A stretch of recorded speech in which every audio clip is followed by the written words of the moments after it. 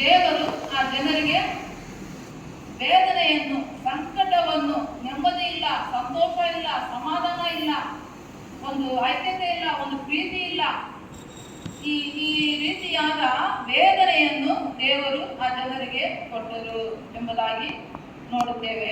Hallelujah.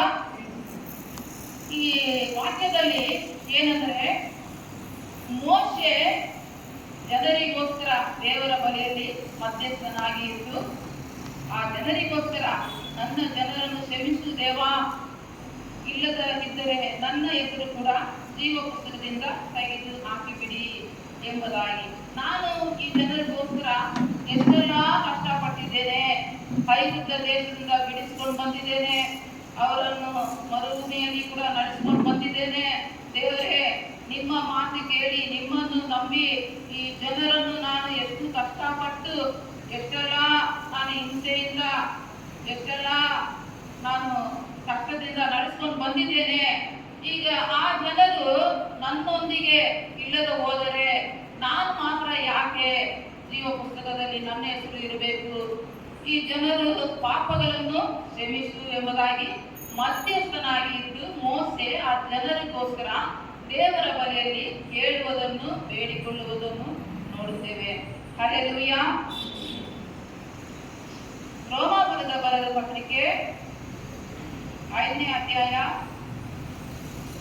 6ರಿಂದ 11 ವಾಕ್ಯವರೆಗೆ ಓದಿದ.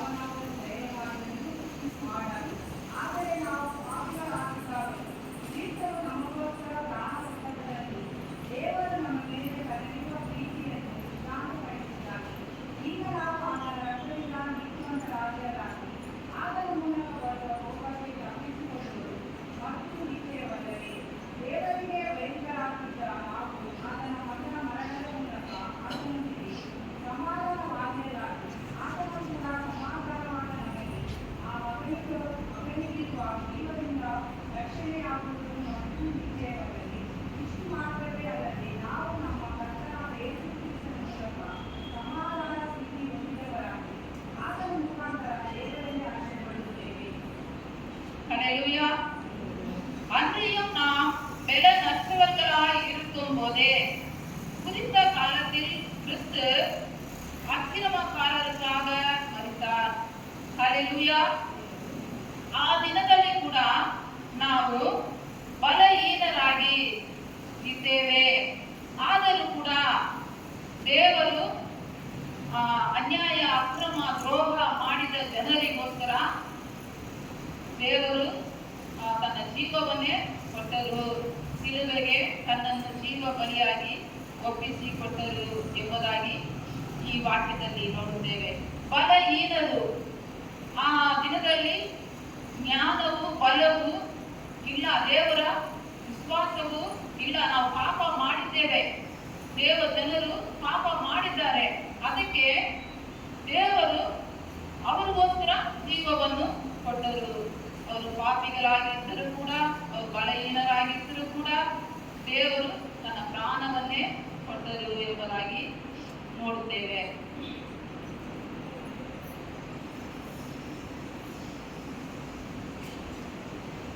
நீதிமானுக்காக ஒருவன் மரிக்கிறது அரிது, நல்லவனுக்காக ஒரு வேளை.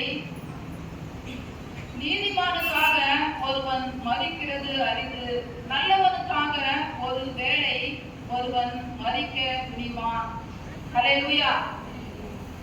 ತುಂಬಾ ಒಳ್ಳೆಯವನು ಅಂದ್ರೆ ಕೂಡ ಪರವಾಗಿಲ್ಲ, ಒಂದು ವೇಳೆ ತುಂಬಾ ಒಳ್ಳೆಯವನಪ್ಪ, ತಿಳ್ಕೊಂಡ್ಬಿಟ್ಟನಪ್ಪ, ತುಂಬಾ ಫ್ರೆಂಡ್ಸು ಇಲ್ಲ ಕುಟುಂಬದವರು, ತುಂಬಾ ಜೀವಕ್ಕೆ ಜೀವ ಇದ್ದವರು ಇಲ್ಲ ಲವರ್ಸು, ಈ ರೀತಿಯಾಗಿ ಇದ್ದರೆ ಅವನು ಸತ್ತೋಗ್ಬಿಟ್ಟಾನೆ, ಅವಳು ಸತ್ತೋಗ್ಬಿಟ್ಟಾರೆ, ಮತ್ತೆ ನಾನು ಕೂಡ ಸತ್ತೋಗ್ತೀನಿ ಎಂಬುದಾಗಿ ತುಂಬಾ ಒಳ್ಳೆಯವರು ಅವರು ಇಲ್ಲದಿದ್ರೆ ನಾನು ಇರಕ್ಕೆ ಆಗಲ್ಲ, ಅವರು ಇದ್ರೇನೆ ನಾನು ಬದುಕಕ್ಕೆ ಸಾಧ್ಯ ಎಂಬುದಾಗಿ ತುಂಬಾ ಅಟ್ಯಾಚ್ಮೆಂಟ್ ಇದ್ರೆ ಈ ರೀತಿಯಾಗಿ ಅನ್ಬೋದು.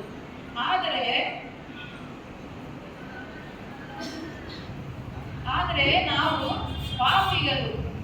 ಅನ್ಯಾಯ ದ್ರೋಹ ಮಾಡಿದವರು ನಮಗೋಸ್ಕರ ದೇವರು ತನ್ನ ಪ್ರಾಣವನ್ನೇ ಕೊಟ್ಟರು ಎಂಬುದಾಗಿ ನೋಡುತ್ತೇವೆ. நாம் பாவிகளா இருக்கையில் கிறிஸ்து நமக்காக மரித்ததினாலே தேவன் நம்மேல் வைத்த தமது அன்பை விளங்க பண்ணுகிறார். ஹல்லேலூயா. ನಾವು ಪಾಪಿಗಳು, ನಾವು ನೀತಿವಂತರು ಅಲ್ಲ, ನಾವು ಒಳ್ಳೆಯವರು ಅಲ್ಲ. ದೇವರಿಗೋಸ್ಕರ ನಾವು ಏನು ಮಾಡಿದ್ದೇವೆ? ಏನು ಮಾಡಿಲ್ಲ. ಅಕ್ರಮಗಾರರು, ಅನ್ಯಾಯಕಾರರು, ದ್ರೋಹಿಗಳು, ಪಾಪಿಗಳು ಆದ ನಮ್ಮ ಎಲ್ಲರಿಗೋಸ್ಕರ ದೇವರು ತನ್ನ ಜೀವವನ್ನೇ ಕೊಟ್ಟು ತನ್ನ ಪ್ರೀತಿಯನ್ನು ತೋರಿಸಿದರು. ನೀವು ಪಾಪಿಗಳಾಗಿ ಇದ್ದರೂ ಕೂಡ ನಾನು ನಿಮಗೋಸ್ಕರ ಜೀವವನ್ನು ಕೊಟ್ಟಿದ್ದೇನೆ ಎಂಬುದಾಗಿ ತನ್ನ ಪ್ರೀತಿಯನ್ನು ತೋರಿಸುವಂತಹದನ್ನು ನಾವು ಈ ವಾಕ್ಯದಲ್ಲಿ ನೋಡುತ್ತೇವೆ. ஹல்லேலூயா. இப்படி நாம் அவருடைய இரத்தத்தினாலே நீதிமான்கள் ஆக்கப்பட்டு இருக்க கோபாக்கினைக்கு நீங்களாக ಅವರಾலே நாம் ರಕ್ಷಿಸಲ್ಪಡುವುದು ಅಧಿಕ ನಿಶ್ಚಯವೇ. ದೇವರು ನಮಗೋಸ್ಕರ ಸುರಿಸಿದ ರಕ್ತದಿಂದ, ಆತನು ತೋರಿಸಿದ ಪ್ರೀತಿಯಿಂದ ನಾವು ಆತನ ಮಕ್ಕಳಾಗಿ ಇದ್ದರೂ ಕೂಡ ಆ ತೀರ್ಪಿಗೆ ನಾವು ಗುರಿ ಆಗದೆ ರಕ್ಷಣೆ ಹೊಂದಿ ಆತನ ಮಕ್ಕಳಾಗಿ ಜೀವಿಸಲಿಕ್ಕೆ ಅಧಿಕ ನಿಶ್ಚಯವಾದ ಒಂದು ಅಧಿಕಾರವನ್ನು ದೇವರು ತನ್ನ ಜನರಿಗೆ, ತನ್ನ ಮಕ್ಕಳಿಗೆ ಕೊಟ್ಟಿದ್ದಾರೆ ಎಂಬುದಾಗಿ ಈ ವಾಕ್ಯದಲ್ಲಿ ನೋಡುತ್ತೇವೆ. ಅಧಿಕ ನಿಶ್ಚಯ, ದೇವರು ನಮಗೆ ರಕ್ಷಣೆ ಕೊಟ್ಟಿದ್ದಾರೆ. ಮುಂದೆ ನಾವು ಹೆಂಗೆಂಗೋ ಇದ್ದೇವೆ, ದೇವರ ಜನರಾದ ನಾವು ಹೆಂಗೆಂಗೋ ಇದ್ದೇವೆ. ಆದರೂ ಕೂಡ ದೇವರು ತನ್ನ ಪ್ರೀತಿಯನ್ನು ತೋರಿಸಿ ನಮಗೋಸ್ಕರ ತನ್ನ ಜೀವವನ್ನು ಕೊಟ್ಟು ರಕ್ಷಣೆ ಹೊಂದಿ ನಾವು ಕೂಡ ಆತನ ಮಕ್ಕಳು, ನೀತಿವಂತರು, ಆತನ ರಾಜ್ಯಕ್ಕೆ ನಾವು ಸೇರುತ್ತೇವೆ ಎಂಬ ನಿಶ್ಚಯವನ್ನು ಕೂಡ ದೇವರು ನಮಗೆ ಕೊಟ್ಟಿದ್ದಾರೆ. ஹல்லேலூயா.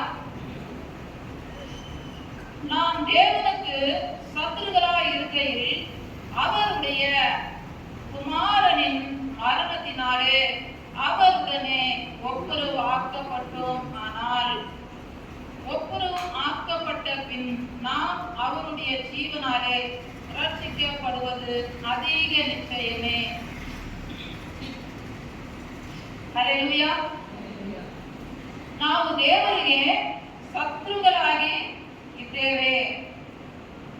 ಆದರೂ ಕೂಡ ದೇವರು ನಮಗೋಸ್ಕರ ಎಲ್ಲವನ್ನು ಮಾಡಿ ಆತನ ಮಕ್ಕಳಾಗಿ ನಮ್ಮನ್ನು ಸ್ವೀಕಾರ ಮಾಡಿಕೊಂಡು ಆತನ ರಕ್ತವನ್ನು ಸುರಿಸಿ ಶಿಲುಬೆಯಲ್ಲಿ ಆತನ ಒಪ್ಪಿಸಿಕೊಟ್ಟು ಜೀವ ಬಲಿಯಾಗಿ ಮತ್ತೆ ಆತನ ಪ್ರೀತಿಯನ್ನು ತೋರಿಸಿ ಮತ್ತೆ ದೇವರಿಗೂ ತಂದೆಗೂ ನಮಗೂ ದೇವರು ಒಂದಾಗಿ ಒಂದು ಐಕ್ಯತೆ, ಒಂದು ಸಂಬಂಧವನ್ನು ಯೇಸು ಕ್ರಿಸ್ತನು ನಮಗೆ ಉಂಟು ಮಾಡಿ ಇದ್ದಾರೆ.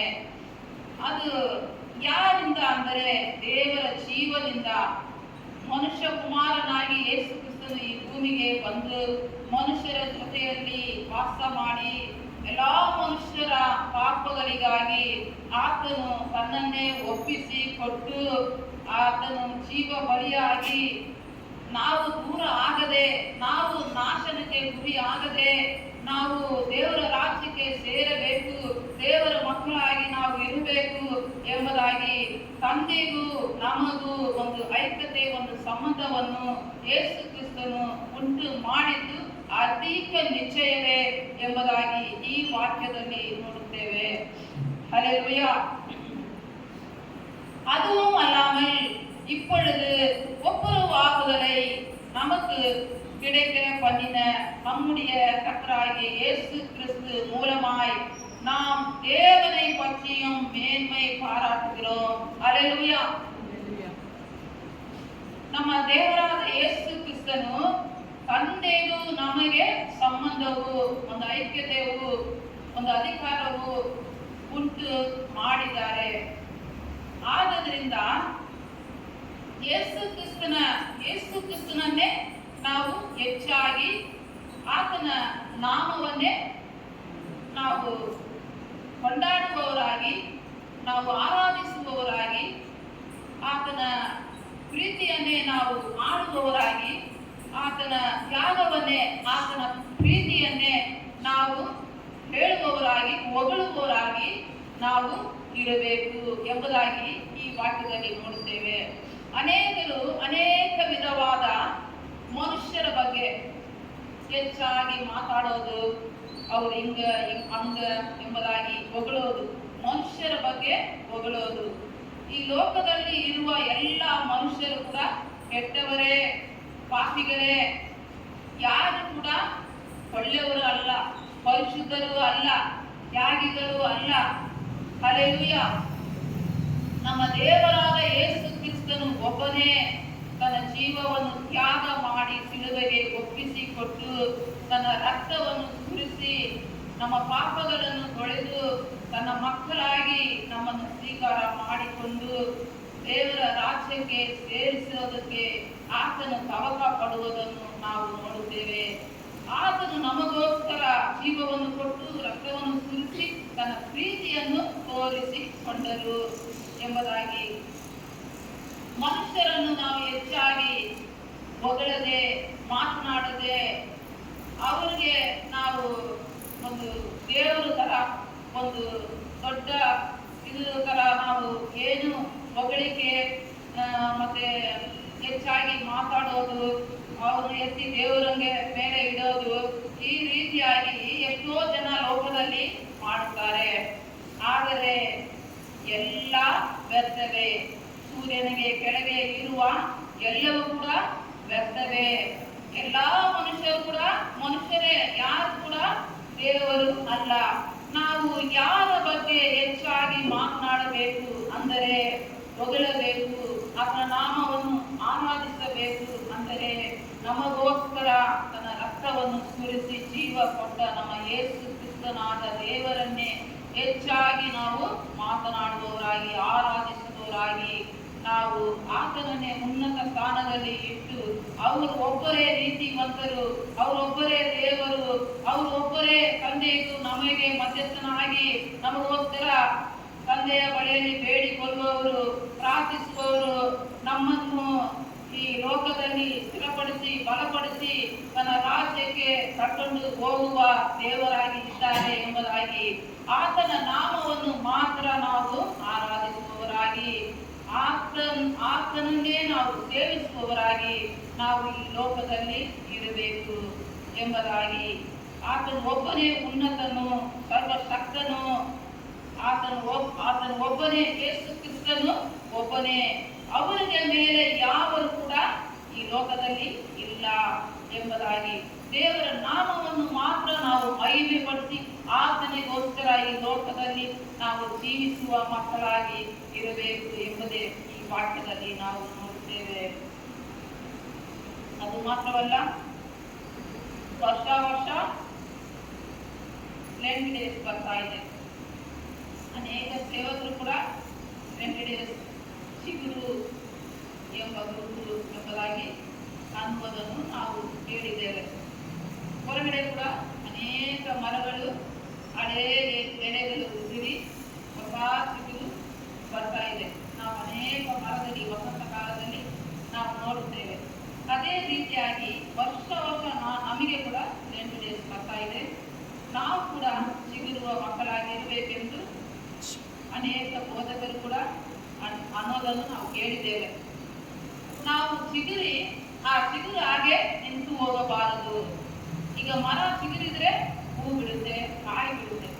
ಅದೇ ರೀತಿಯಾಗಿ ಸಭೆಯಲ್ಲಿರುವ ದೇವ ಜನರು ಕೂಡ ಚಿಗುರಿ ಬೆಳೆದು ಹೂ ಬಿಟ್ಟು ಕಾಯಿ ಬಿಟ್ಟು ಫಲವನ್ನು ಕೊಡಬೇಕು ಎಂಬುದೇ ದೇವರ ದಾಹವಾಗಿ ಚಿತ್ತವಾಗಿ ಇದೆ. ಅದಕ್ಕೋಸ್ಕರ ನಾವೆಲ್ಲರೂ ಕೂಡ ಬೆಳೆಯೋಣ, ದೇವರಿಗೋಸ್ಕರ ಫಲವನ್ನು ಕೊಡೋಣ ಎಂಬುದಾಗಿ ದೇವರ ವಾಕ್ಯಗಳನ್ನು ಆಶೀರ್ವದಿಸಲಿ. ಆಮೇಲೆ